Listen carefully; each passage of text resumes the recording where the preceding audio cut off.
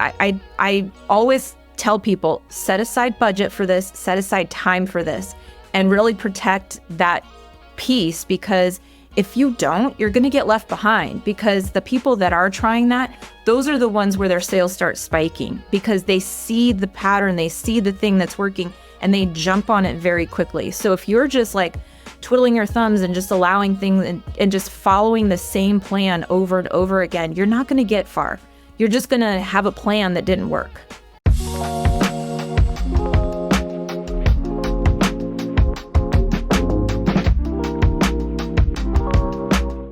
Hello and welcome to Marketing in the Raw. I am your host, Adam Helweh, and I'm joined by my teammate, Deanna. Deanna, who are we talking to on today's episode? Hey, Adam. Today we are talking to Rosa Lear. She is a seasoned marketing exec. She's got over 2 decades of experience driving growth for startups and Fortune 500 companies. So I actually think her experience is super interesting and I think really relatable for a lot of people. Her journey into marketing is super unique. And I think we hear that story a lot. It's just a good reminder, careers don't start where we expect. So she actually started in computer science. I'm not going to tell her whole story. You got to listen to the episode. But she eventually ended up in marketing. And I think her story will really resonate with anyone who's ever questioned, am I on the right path? And if you've never questioned that, good for you. We would love to interview you. I need to get inside your brain. Well, you know, sometimes when folks are questioning their existence, that's always an interesting episode. No doubt. Part of this episode, what was interesting, speaking of interesting episodes, is Rosa shared with us, with me, her experience at a small startup, and it was hot. It was doing well. They were doing great work, and 6 months later, they were acquired by a behemoth, VMware, and instead of sort of getting absorbed in the way that a lot of companies do, where they just kind of eventually vanish into the mix of the big company, blend all in, they actually thrived because Rosa purposefully protected the approach that they found successful earlier on within the new organization that they were in, within VMware. So she's going to share a bit about how she tackled that and made that happen. So I love talking to Rosa. Rosa lives right down here by me, so she's one of those folks I've had an opportunity to sit down and have a coffee with and get to know. She's absolutely super smart.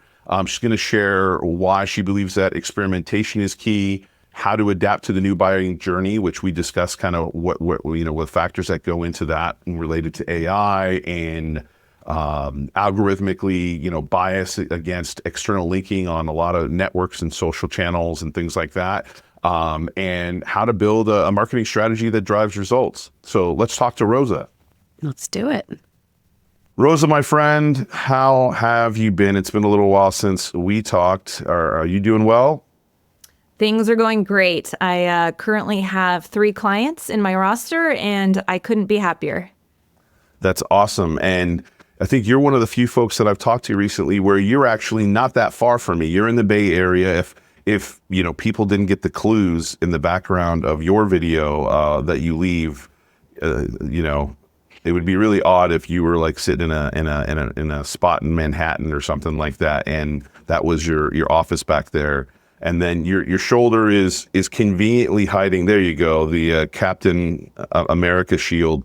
And that's the other thing too, is like, hey, I got my shield, you've got your shield back there. What's the story with that poster?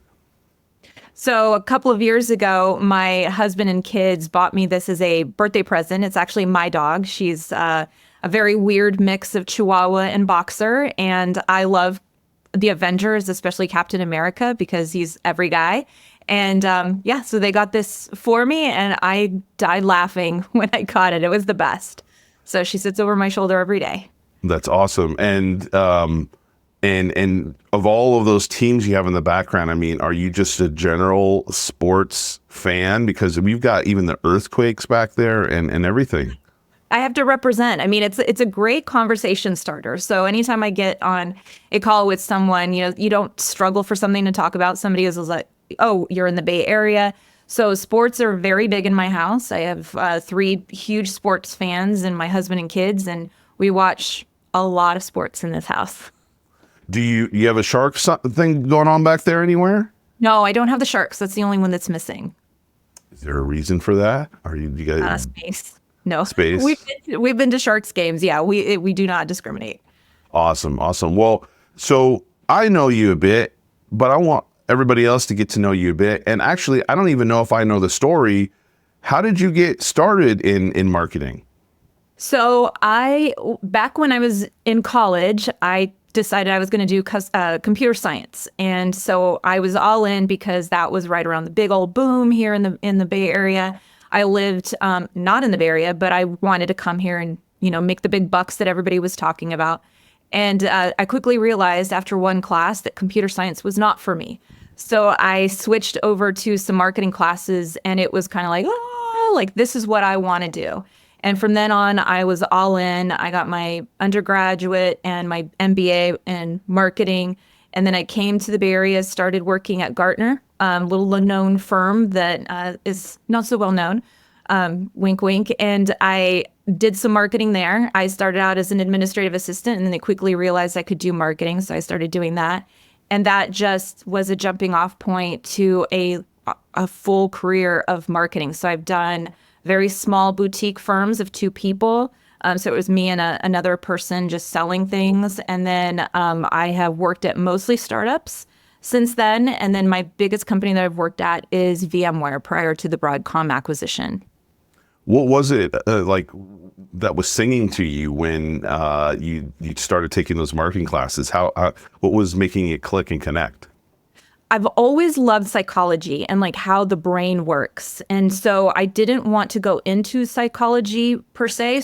But marketing brought together all of these different components of storytelling. And I really like writing and developing content and things like that. I loved how the brain worked and making sure that whatever you are creating was for that audience. I've always been very, receiver first and telling stories. So all of those different components, being creative, doing different things, as marketing is so many different little things combined together, that really sung to me. So you talked about the different types of companies and different sizes and that sort of thing that you've worked with along the way. What was it that sent you over to VMware, and what was kind of the biggest difference that you experienced when you made the leap to a company of that size, and you worked there for quite some time? Yeah, so I didn't actually do the jump directly to VMware. It was interesting. I was working at a small organization. I'd been there for probably 4 or 5 years, quite a bit of time. And then there was this startup called VeloCloud, and I was very interested. It was in my world. They were actually considered a competitor of some sort. I don't think they saw us as a competitor, but I got the opportunity to join them to lead their content strategy. And so I did the jump, and then within 6 months we were acquired. And so then we became part of this larger organization, and it was one of the best experiences of my life. I mean, I got that flavor of being a startup, like a really true, hardworking, where you're gutting things out, putting stuff together, and then becoming part of a larger organization where normally when you get acquired there and you're not a subsidiary, you just get pulled apart and everybody goes in different directions. They kept us as like an entity, and we could still act as a startup with the support of a large organization. And it just skyrocketed. I mean, the team grew really exponentially. We had a lot of attention. We got included in multiple years of Magic Quadrants through Gartner. I mean, it was a very, very exciting time, and one that I hope to someday replicate. What can you describe what the team was doing and focusing on in marketing sort of ahead of that acquisition, and then ultimately you described it as the team had exponentially grown and you were getting more coverage and everything. Would you be able to describe kind of the difference between pre-acquisition when it was just the standalone company, and then what you were maybe able to do, or maybe even some of the challenges that you guys were facing as you then became this unit within VMware after acquisition? Sure. So VeloCloud, when I was there, we were already a hot company. We were on a lot of people's radar. But, as when you're in a startup, you need those extra funds to really accelerate your growth. And we were competing with like Cisco and all these incumbent software companies. And so the biggest thing that we were focusing on was not chasing what competitors were doing. It was really trying to create an entity of ourselves. So who are we as a company? Content was very important. Marketing, the person that was leading the team at the time was just a brainiac in terms of demand gen and how to create demand and then how to capture it. We had a really good process with our sales team. So for that experience taught me a lot in terms of building trust between different organizations. We were very intertwined with product and engineering and the sales team. And we really were not like a nucleus to all of this stuff. We made it all work together. And I think that was the key thing, is that we all really believed in this company and we were driving it forward. And that didn't change when we moved to VMware. We just got an infusion of funds. And then it kind of like, we became like the poster child for the rest of the organization on how you can do things, how you can have marketing within your BU and really drive growth. And it allowed us also to expand our partnership community, which, if you're a small organization, sometimes partners are the way of the world, is getting into the channel and really amplifying those messages. So super exciting time. And yeah, it's a lot. I take a lot of the learnings from that organization and what I had there and putting it into companies that I work with today. Is there anything, I mean, normally when an acquisition happens, what you hear is quite a bit of headache and, things that were change, people that were in particular positions either, are inevitably gone or trying to figure out what their new role and responsibility is now that they're part of this other organization. It's like trying to pull two families together, one that's making more of the decisions and the other that's kind of having to receive those decisions and make those changes. It sounds like you had a pretty smooth experience, but did you run into any, was there a challenge that stood out that, maybe it was just easier than usual, but it was a challenge nonetheless? There were challenges in terms of, we were structured in a way that did cause some friction in terms of how VMware traditionally did things. They had their corporate marketing teams where all of the BUs went to and did all of their marketing for them. We were different, and then our marketing team resided within the BU.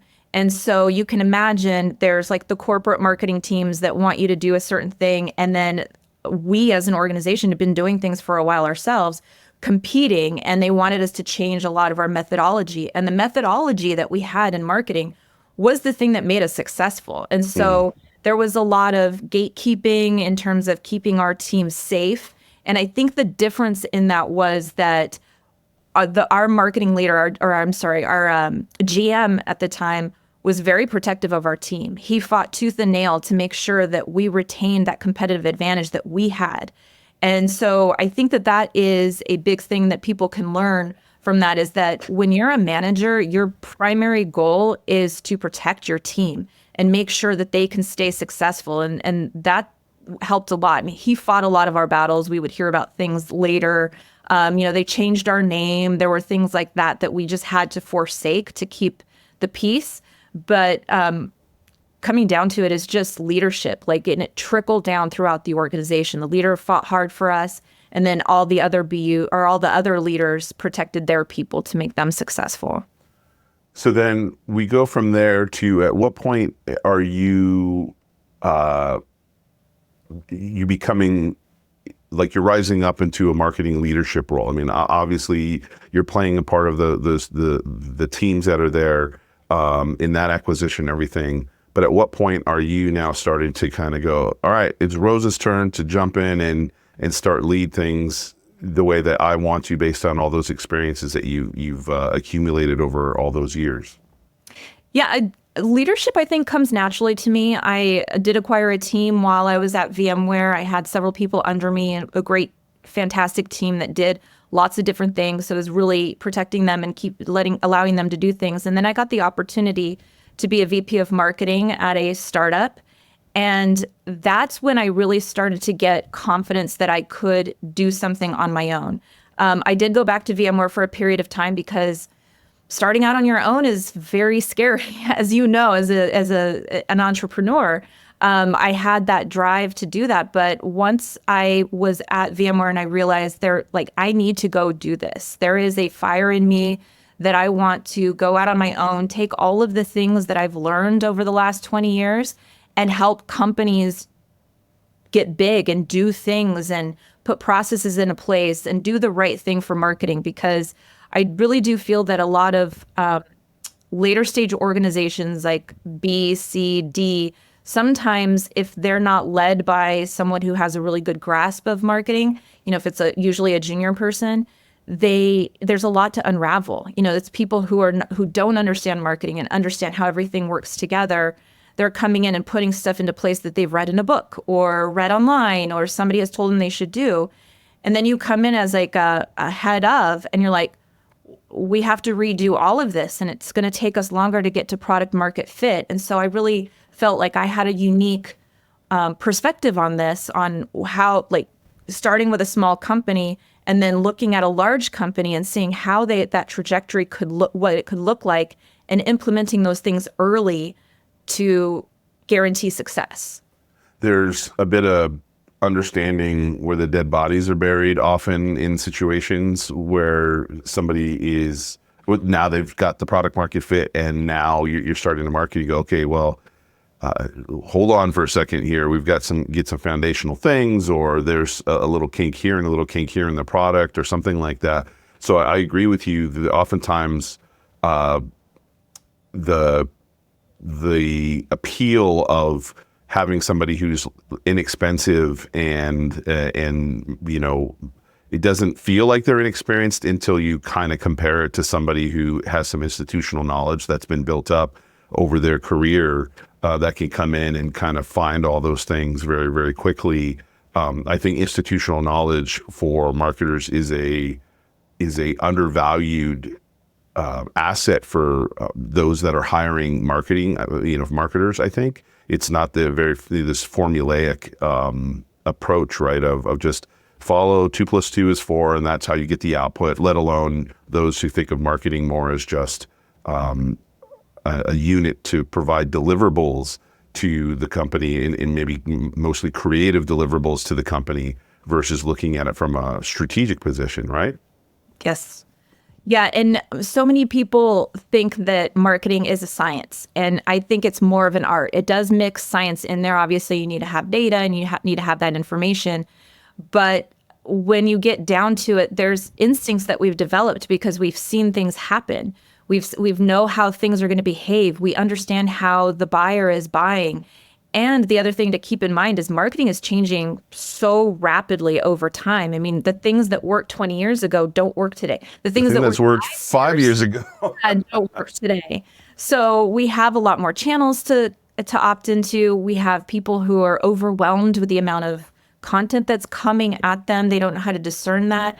So you have to customize all of the things that you're doing to the audience that you want to go after. And the problem too is, so many early companies want to do everything for everyone, and that dilutes the things that you're doing. You can't do anything really well, and you're also trying to do it with a small group of a small team. So how it's narrowing down, getting that right, and then scaling up instead of starting big and then trying to narrow down. That's always very difficult.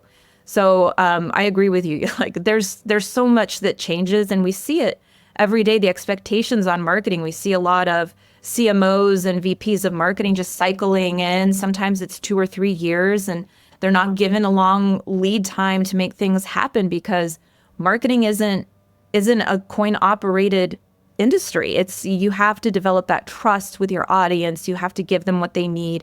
They have to believe in you and your product. And so that takes time to do that when there's so many competitors. So what are you up to these days? I know what you're up to these days a bit, but what are you up to these days, and what are you finding exciting about what you're doing? So these days, I'm focused on 3 different clients. 2 are in cybersecurity. Well, all 3 are in cybersecurity, but in different flavors of it. One does personal cybersecurity, one does mission critical collaboration, and then the other one is in stealth. And I think it's really exciting right now because it's kind of like a video game in a way where you're trying to find the right route for each one. There's not a given path, and each one has a different audience. They have different products, they have different messages. And so it's really trying to find what is the right fit for all of these audiences. I think the really exciting one that I have is the one that's in stealth, because we're building everything from the ground up. And one thing that we have realized very quickly is having marketing early on in the conversations to develop messaging, to develop the right content, to have a good website. That's very key. And a lot of organizations in seed, even in Series A, don't usually hire a marketing person. And so they're trying to do it all on their own, and it takes a lot longer to get everything going. So we're doing the work right now to make sure that we're ready for a launch. And I think that that's super exciting. I also think that AI is bringing in a ton of exciting things. I use it, frankly, in my work to make things more efficient. So I'm using a Copilot, and I like seeing what it can do, some of the things that it can bring me as a search and research tool. So there's lots of ways to optimize that. And it's just, putting it all together is the fun piece. How you take pieces from different parts of your past and bring it together so that you're putting the best out for your client at any time. So the thing we haven't actually said is that you're doing that now as a fractional CMO. We actually haven't shared that with everybody. And so you've got your 3 clients that you're working with now. You've been doing that for about how long at the moment? 2 years. 2 years. Over 2 years. Yeah, and you've been doing awesome with that. And what you just described is, I think it's another undervalued asset in marketers, which is connecting the dots, right? Like in all of the different potential paths that each individual company can take, there isn't, like you said, a given path for everybody to just follow. There is a bit of understanding how, like, what are the dots, and then arranging them and connecting them properly, and that doesn't come directly from books, so to speak, in college. I mean, that's a great start. I've had a conversation a lot where somebody has referred me to either their child or to somebody that they're mentoring, who is a college student who's wanted to talk with me and say, how do I go from being a student to being a marketer, or others that are interested in going and learning about marketing. And in my opinion, they learn a lot in school, and it gets them a certification, a paper, as far as I'm concerned. I mean, yes, a degree, but it's very akin, in my opinion, to a certification to some extent, because now you got this document that says you have some proficiency in this, or at least you have some knowledge and understanding.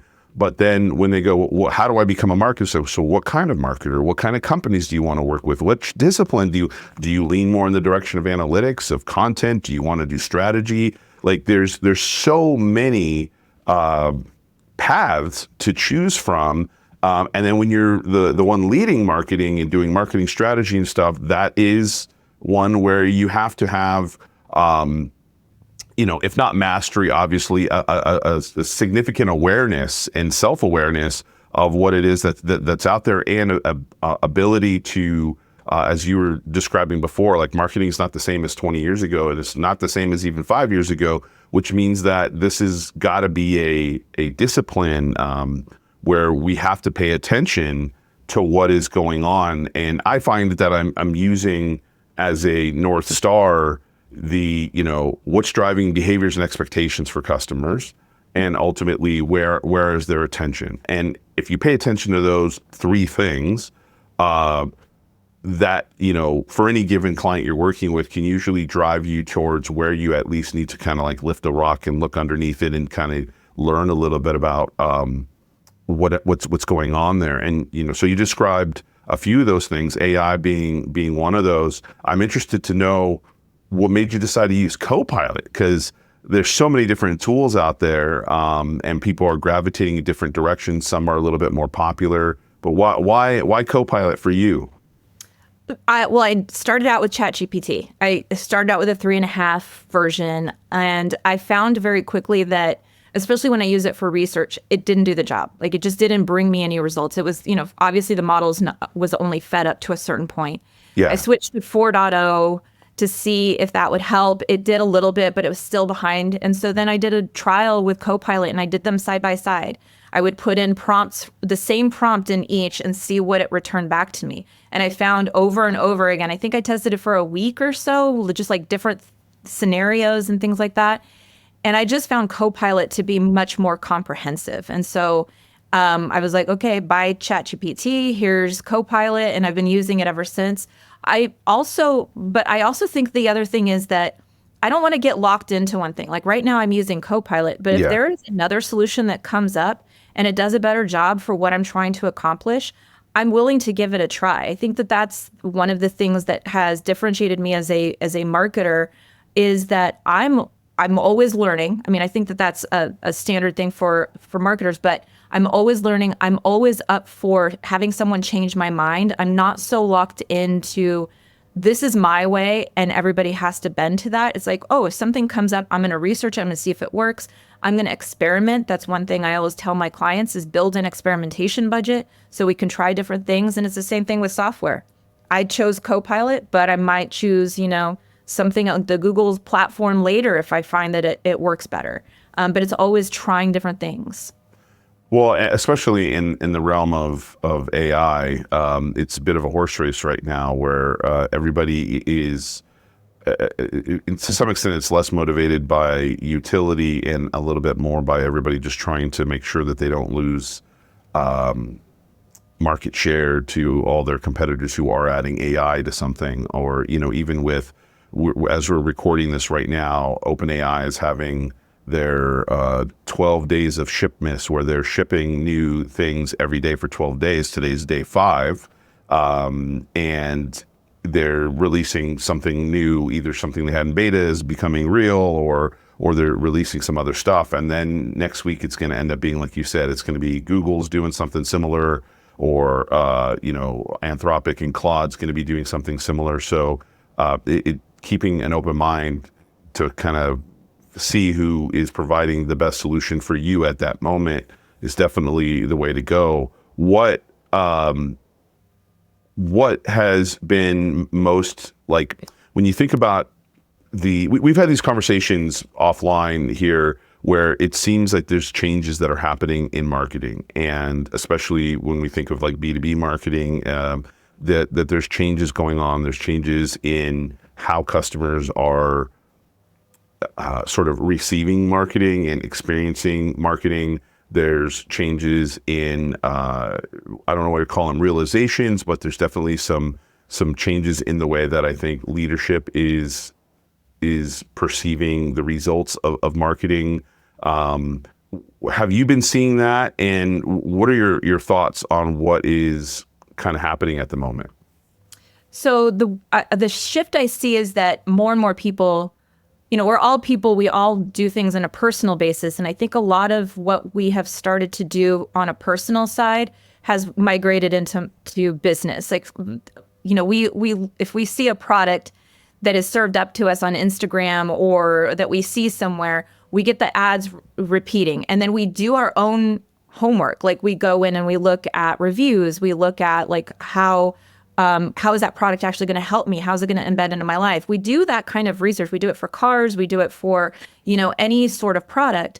And the same thing is happening on the business side, where previously, if you were trying to sell software or sell something else, you would have an account manager who followed you through the entire process. You would reach out to them, they would reach out to you, and they would handhold you through everything.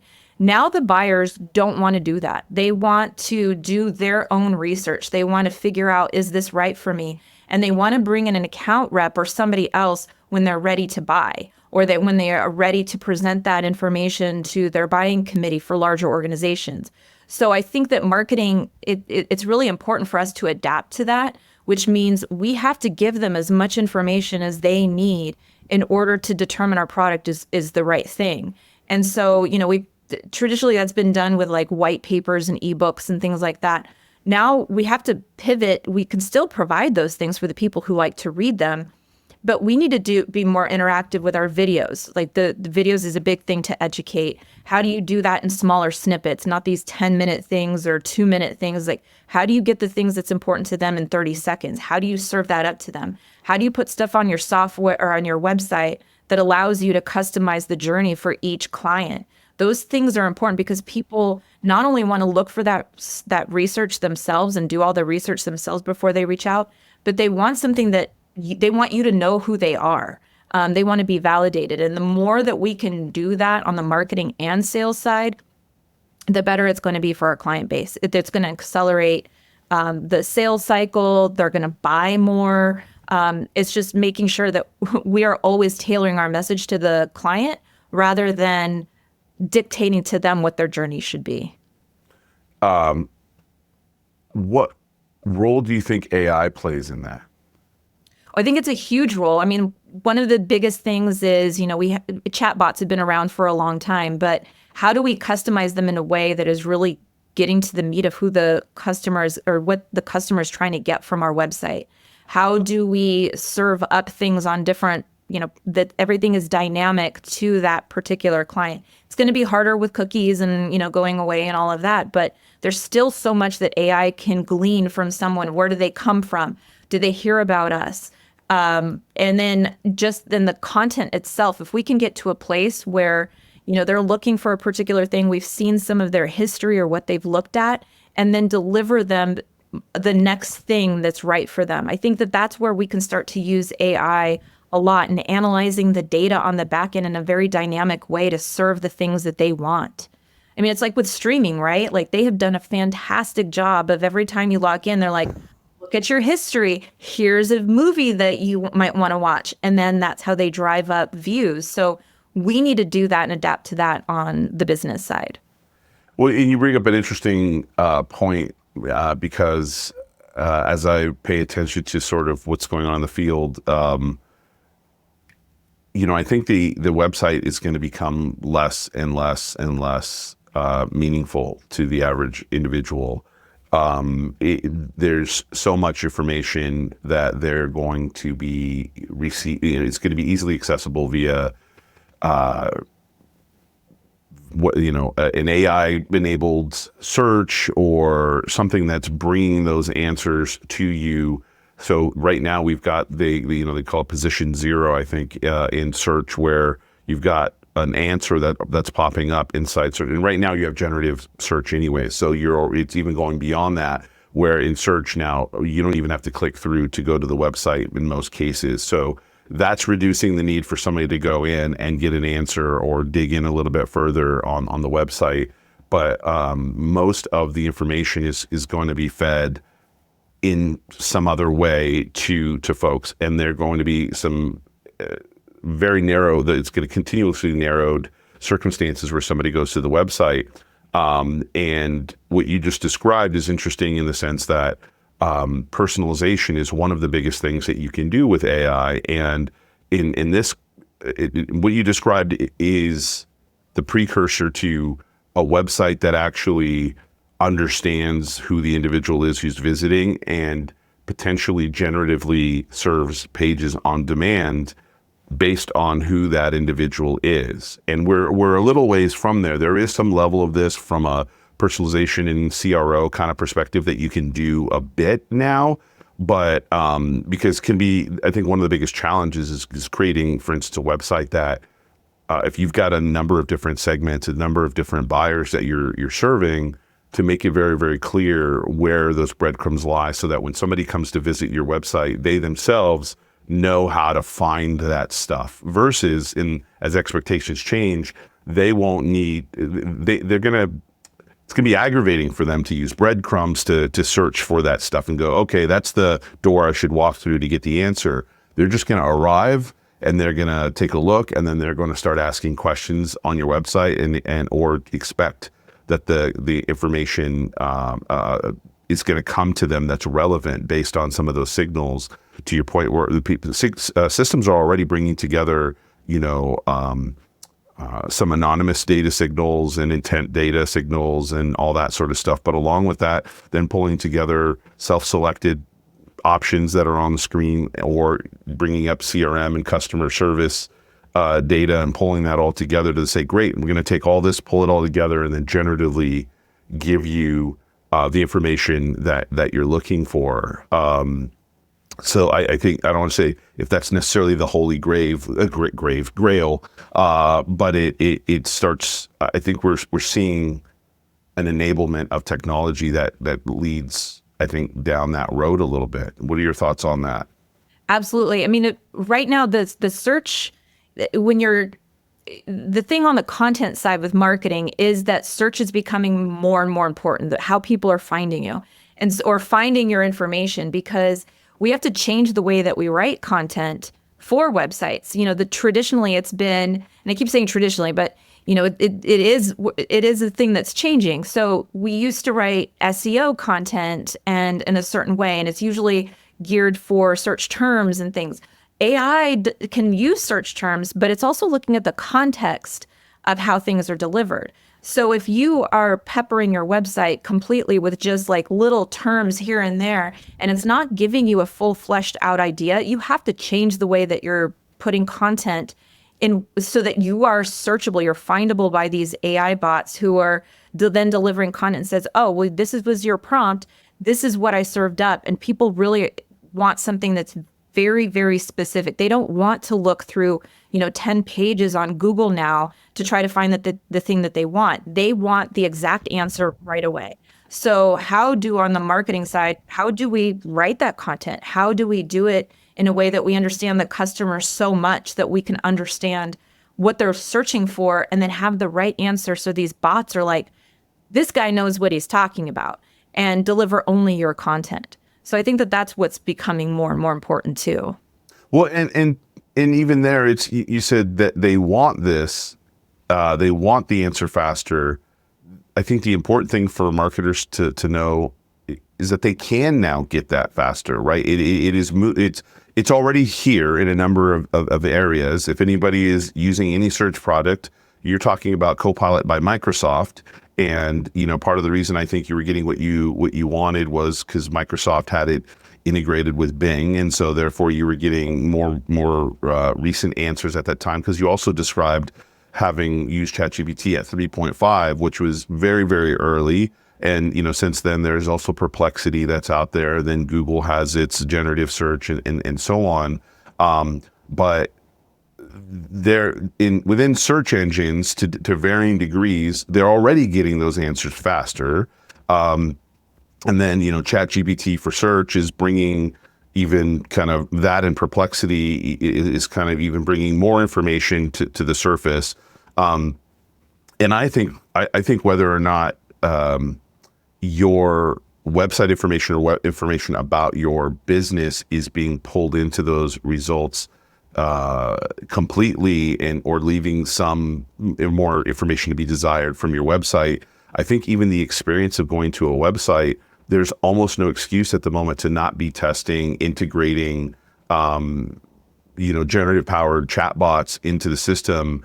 And there's been chatbots for a while. There's been products out there for a long time, ones that you can add a lot of personality and dynamic functionality to. But right now, to go ahead and create something on your website, like we have an internal, one of the next versions of our website is, I could totally see just literally having a generative chat box right at the top of the homepage, so that folks can immediately just dive in and start asking questions, and we would give it some very, helpful and focused information about our services, or about anything that we possibly thought would be helpful to the client, to the customer. I think though that is where the behavior and expectation is changing. It's very similar to when mobile devices came out, the iPhone came out, and so on, and then eventually the App Store was released. And then, so now you start having, folks started to have a stronger expectation that they were going to be able to like price check something directly in the store while they were there, or that they were going to be able to research something while they were on the go. I remember back in the day, there was the app called Red Laser. Do you remember Red Laser at all? Yeah, I do. And so that was one of the first barcode scanners.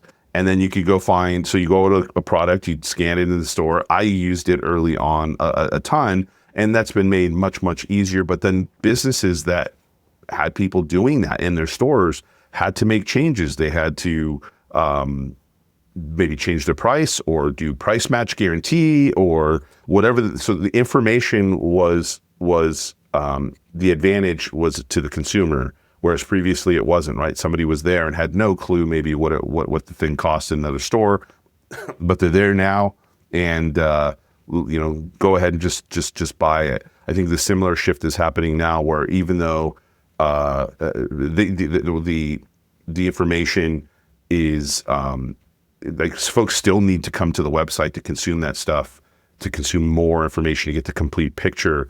They're still kind of going, man, this feels very archaic compared to the way that I'm currently getting information. How are you, is there anything that you're doing like this year or that you're planning for 2025 that is different, for your clients, that is sort of just different in trying to get ahead of what some of these changes are that we're talking about?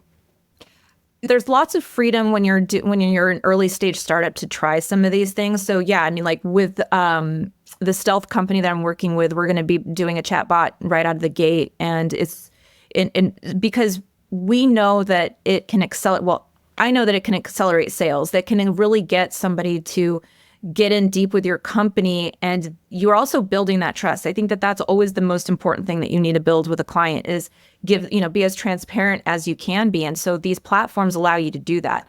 I am always looking at like Medium and other sources of information on how I can try something out in a company. And the thing that I've noticed with everyone is once you build the trust as an employee or as, a consultant, they'll let you try things. And so it's like, well, this has worked for this client. Let's try it here. Or I saw a case study where they did this. Can we try a little flavor of that? And I think that that's the big thing this year is going to be trying out all these things, because AI is playing that huge part. Our attention spans are getting shorter. So we need to do something to get to the client faster and educate them more. We also, it's so competitive. I mean, even all the AI companies coming online, like how are they all differentiated from each other? And so we need to keep striving for excellence in all these things. And the only way to do that is to kind of get out of our hole of like, well, we've always done it this way. Let's try some new things. So that's what I'm excited to try is like, what's coming online? What can we start to implement? And how do we not do the whole customers or the product speak, but how do we deliver things where they can actually see what the product is doing, how it fits into their life, so they can see themselves using it? And that's oftentimes where there's a lack of content. I would say not the old school problem, but the problem that I think folks have had for quite a while that could have easily been solved regardless of behaviors and expectations and where folks' attention is, which is speaking rather than the marketing speak, how cool you are, speaking about how this will solve the problem that you're looking for. There's that jobs to be done sort of framework, and I've talked with my team all the time we always refocus our efforts when it comes to like what we're producing. Think about when somebody buys that, it's in the book, it's in the framework. Anybody who's aware of it will know the somebody's not buying the 1/4 inch drill bit because they want a drill bit. They're buying a 1/4 inch hole, right? That's what they're trying to create, the ability to create that 1/4 inch hole. So like, what's the equivalent that when you produce this content, regardless of how it's going to end up being consumed, as you were describing, that is focused on, that person achieving that 1/4 inch hole? How do we help them get there? So that's been something folks should be addressing for many, many years, and I still find that a lot of folks are not. So it sounds like you're still solving that problem at the moment. And then the other thing, if I heard, correctly, is that you think this is a year to experiment a bit, that there's so many changes going on and so much enablement from technology and, again, those expectations and behaviors that we were just talking about, that it makes sense to in a obviously like measured and calculated way, know that you're going to go out and try to experiment some new ways to engage with your customer. Is that what you're advocating for at the moment? Yes. I mean, there's always, a company should always know what the repeatable process is for bringing in clients. And so if you can maintain that on a certain level, but then you allow yourself, say, 15, 20% of experimentation time, that's where you're trying different things and you give it the space to see if you actually get results. It's not like you put something into place and a month later you're like, oh, this is the holy grail now, let's pivot everything that way. You've got to give it a couple of months, because anytime you're trying to get to a large audience, you have to give it time to percolate and be in people's minds and be part of their evoked set when they're thinking about a problem. Who's the people that can solve it? You need to be part of that. And so I always tell people, set aside budget for this, set aside time for this, and really protect that piece, because if you don't, you're going to get left behind, because the people that are trying that, those are the ones where their sales start spiking, because they see the pattern, they see the thing that's working, and they jump on it very quickly. So if you're just like twiddling your thumbs and just allowing things and just following the same plan over and over again, you're not going to get far. You're just going to have a plan that didn't work. Well, let me ask you talked about setting aside time, setting aside budget for that. How do you set the right expectation internally with leadership so that they are cool with you doing that? Is that happen really easily, or it's not? No. No. I mean, marketing is sometimes a reactionary department. People are like throwing things over the fence. There's always a trick. There's always a hack. There's always, I talked to so-and-so and they tried this, or sales always has like, well, I have this thing. Can you create a document for me for this one person? So you're always trying to balance all of these things. You have your plan, and then you have all the things that get piled on top. And the thing that we really need to do, and we talk about it in our personal lives, but is setting boundaries. Like, really, what are the boundaries of the things that I'm willing to do and the things that I can't do? How are you doing a give and take? Well, if you want me to do this, what's going to fall off my plate? Like, it's not like the plate gets bigger. We don't have, we're not eventually eating out of a trough and we are able to keep that, everything going really well. There's only so much that we can do. And so setting aside that time, you have to protect it, and you have to be bold in saying no to things that don't make sense. A lot of times in marketing, I've been guilty of this, and I sometimes I still do it, is where I'm like, okay, yeah, I'll do that. I'll squeeze that in. And then something else always falls off. And it's like, that's not fair to the company to keep doing that. So how do we train people, the leaders, that your success is not in how many little tasks that you do for people. It's the overall impact that you're having. And that means sticking to your plan and doing things the way that they should be, while allowing time for us to experiment and learn and try out things that may have a really big impact on the company. That's actually brilliant what you said. And I think that that's a trap that a lot of folks fall under, is either feeling productive, right? Being productive equals success in marketing, or being reactive, unfortunately, to all of the things that everybody else believes needs to be done we got a booth we got to do for the show, or we got this other thing we got to do, or we should change this, or hey, there's something going on. Marketing is the one to like build that deliverable out for me.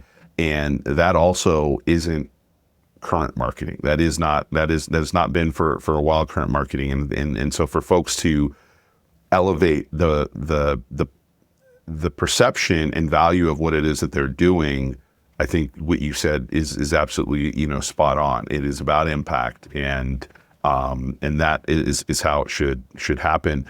I think you talked about the plate as well, and this is something that we talk about internally at Secret Sushi, which is the plate is not necessarily getting smaller, and your plate is only of a certain size. And I would say arguably it's probably one of the first times in a long time that if you were to want to do this experimentation that you're talking about, or set aside that time and those resources, I think one of the first places to potentially start is by augmenting what you're doing in certain areas through automation and AI, because it is one of those first times where there's probably more than folks think, both operationally and even to some extent cognitively, when you use AI as a sort of a ideation partner and everything, where some of the stuff that may be either repetitive or mundane or routine, or things that would normally take a lot of cognitive load and time, can be sped up through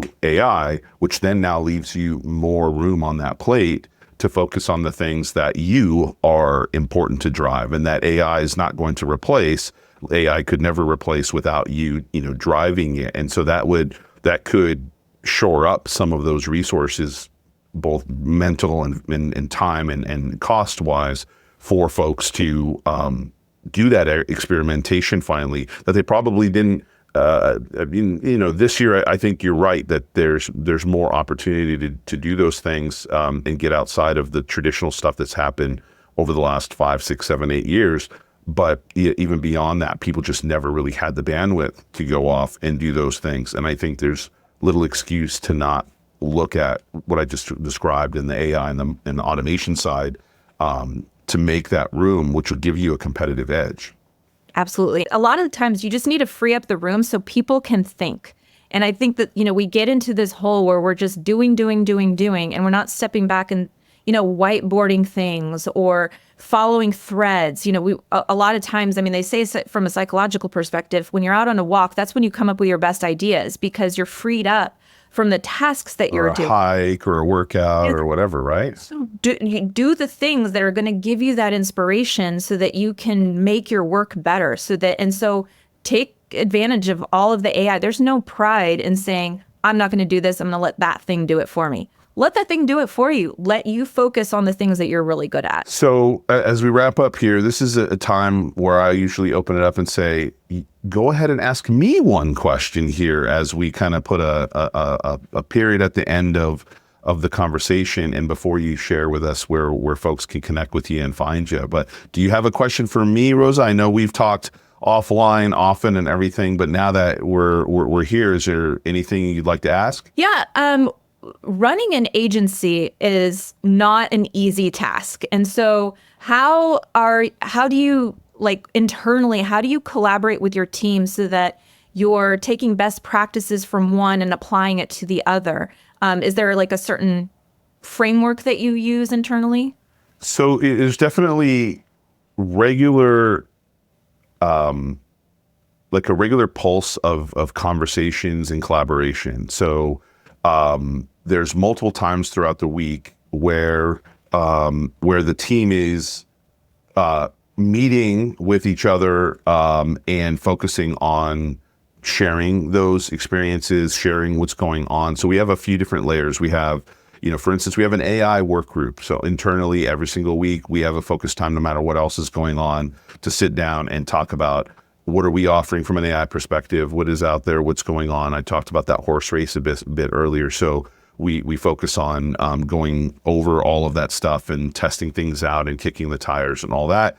So we're sharing and we're doing that collectively. Then there's our sort of standard team huddle. There's the account managers that are all meeting and just making sure that those times are really important. And those are, like you said, about protecting those times.